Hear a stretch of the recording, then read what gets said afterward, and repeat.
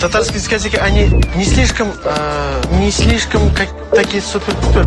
Потому что, ну, есть, конечно, утонченность, есть, конечно, изюминка.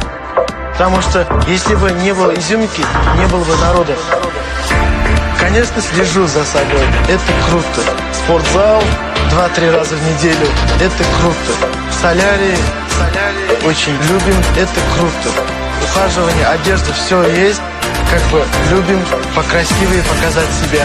О, вот шаг на пульте. Это круто. Это нужно посмотреть. Я шаг. Это круто. Круто. Круто.